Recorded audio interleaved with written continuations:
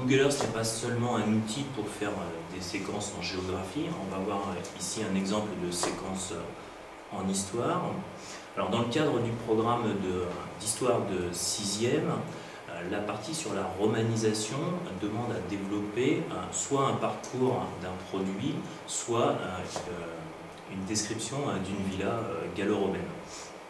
Cette séquence est issue d'un échec pédagogique. J'ai travaillé dans un premier temps avec des documents du manuel.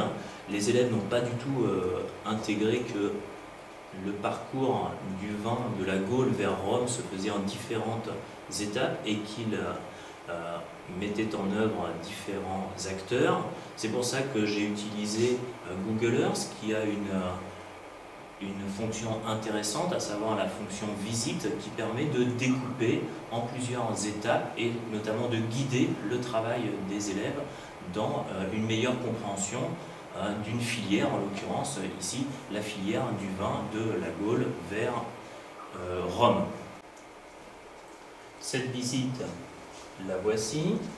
Remarquons avant de la lancer qu'il est possible d'organiser les différents repères en sous-dossiers.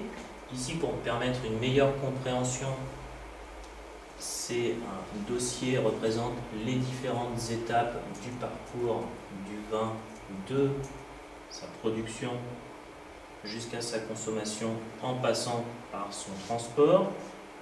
Remarquons également que les icônes sont personnalisées en fonction de ces différentes étapes.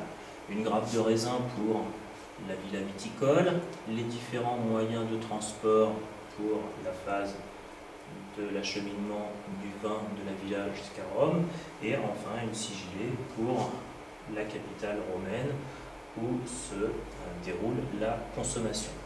Pour lancer la visite, il suffit juste de cliquer sur l'icône visite. Vous voyez qu'apparaît un lecteur et il est possible à tout moment de mettre en pause cette visite et ainsi les élèves peuvent lire tranquillement et comprendre l'infobulle qui s'affiche avant de reprendre leur visite en relançant la lecture de la visite.